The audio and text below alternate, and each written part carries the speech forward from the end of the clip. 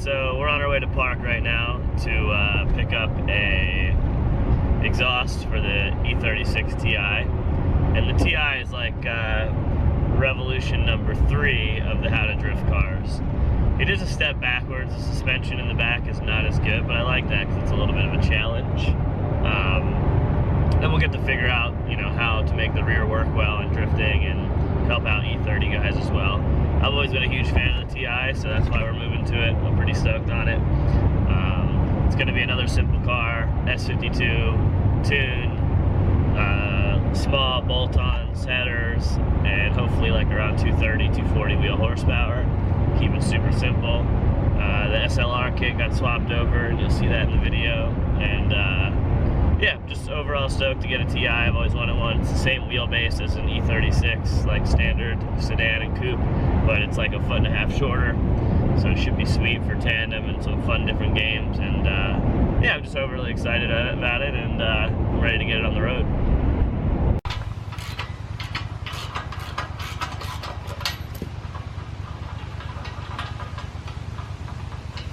So this is this $50 exhaust I'm gonna like put on the E36.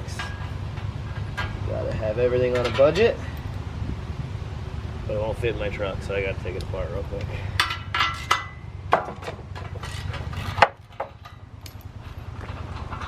It's got some bubble gum welds on the back corner, but we won't really need to use that. I'm really just scooping it up for a couple stainless resonators, a muffler, and then I'll have a spare downpipe for my SR car too, so that'd be good. What's up? My back window decided to start leaking, and now I have water in the back area of my truck. So that'll be the next project.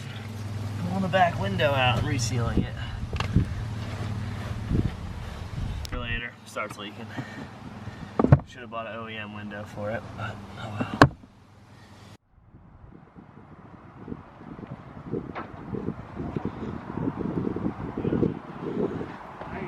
I was told 150, but you can Every car. Yeah. Word. But you know it's like a good working condition transmission at least. That's what I was told when I purchased it. Yeah.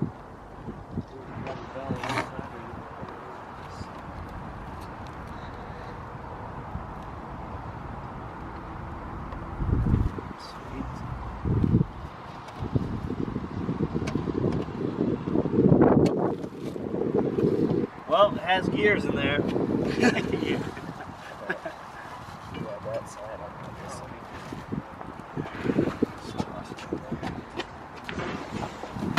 Sweet.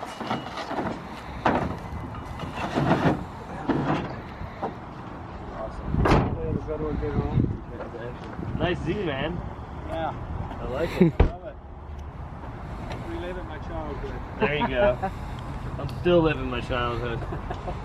Trying to, at least.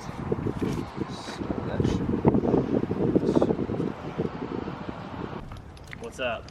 So I'm going to show you guys a little bit about the 318. It's replacing the white car, which is like a fun car. The remote actually still works on it right now, so I can unlock it and we're good to go. But that's about all the creature comforts it has left. So we'll pull it inside and I'll show you guys a little bit about it.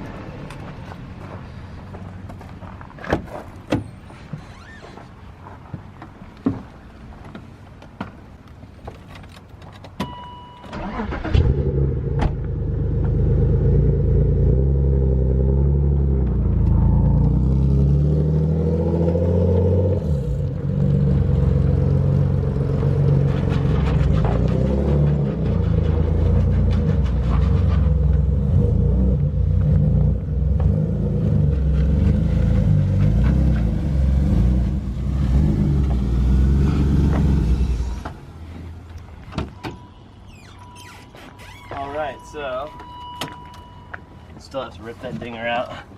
It's a 97 318, and I've done a few things to it. It came with the MG kit. You guys saw I swapped the subframes out for the BCs and SLR kit.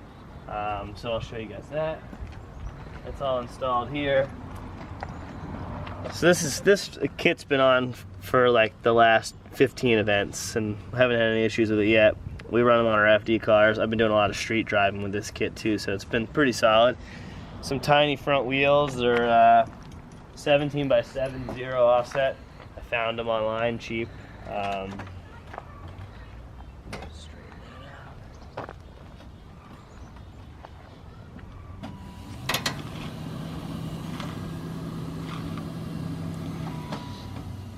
And then what's really cool is under the hood is an S52. So these only came with 4-cylinder, 1.8 and 1.9 liters. And this one has an S52 with a S50 intake manifold, 3.5-inch MAF, 24-pound injectors, an RK Tunes setup on it. So it's actually makes really good power. It's got long tube headers. I would measure to think it probably has about 240 at the tires. So it's a little bit more than the white car, but it's also a lot lighter. I still have to do a fan setup on it. It just has the factory AC fan that's cooling it right now, but it's also like 60s up here right now, so I can get away with driving on the street like that. So, and then we have the VCs, obviously, that are on there. That's transferred over from the white car. Fairly clean swap. It's got some silly stuff like this kill switch thing with this cable. Came with it. I don't know what he's trying to do with that, but you pull on the cable and it shuts the car off. So that's neat. And then we put a Sparco grid seat in it, so it's like a lightweight fiberglass seat. And I drive it on the street all the time, so I added this little old man foam pad right here. A little mint trash there. NRG wheel we put on there from the other car. Most of the interior is still intact. I was using it to haul away some of my parts, so I have the bins in there, but it has cloth interior, which is actually pretty rare for E36, but not with these cars. A lot of them came with cloth, but it's not in bad shape. Like, I can actually put people in the back and drive around. I just finished up doing this exhaust too. So it's a 3-inch exhaust off of S13, and we just added a couple bends. I put a V-band on there so it's easy to come off when we have to change stuff. The shocks are blown, so one of the tricks I always do is you just take the shocks and you pull on them and bend them. So now they have like a lock. So now when you want to shut it, you just pull it past the lock so it stays up and down. So all of you guys with broken hydraulics, just give it a little yank. It gives a little bit of a kink to it, and then it can't, you have to force it open and shut. So it's kind of neat. What else? I put a radio in it. I just Amazoned a $20 Bluetooth radio, and luckily enough, all the speakers that are in the car still work. So I have radio now too. So it's pretty cool. It's a great car. We got some Yankees in the back. They're 18, 9.5, 35. I'm sure people will ask. And it's like butter fitment. The wheel just barely taps the over fender, or the actual fender here. So it fits good. They look a little bit big on there. I'll probably go back down to 17s. It already had these flares on it. I'll be taking those off to put some different flares on it. It has this switch. So this is the I'm going fast switch. No, so when I got the car, they had the fan wired, electric fan wired to a switch, like on the bumper. Crazy. Super bizarre. So, you know, when you're in tandem and you bump somebody, it shuts your fan off. So silly.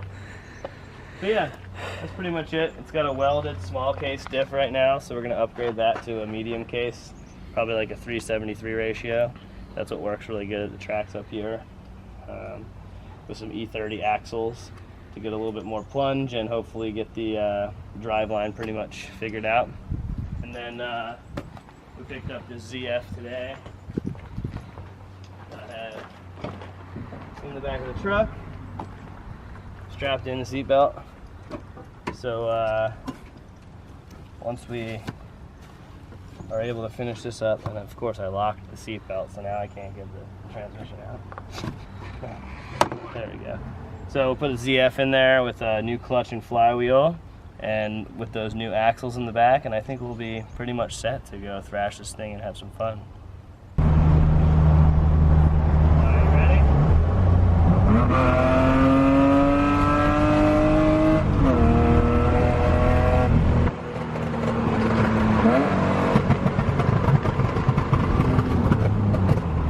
When your shit's so turned, you can't handle the gauge cluster. That's it. Rev it to the moon.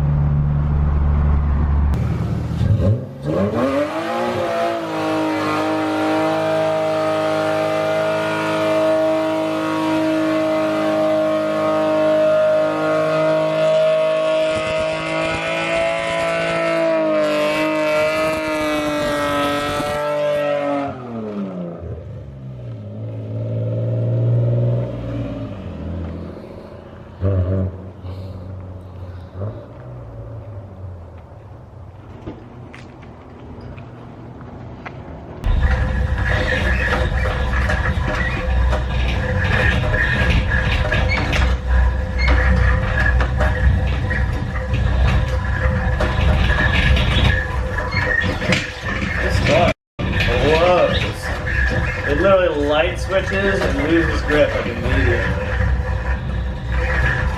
Is damage on or no? Yeah.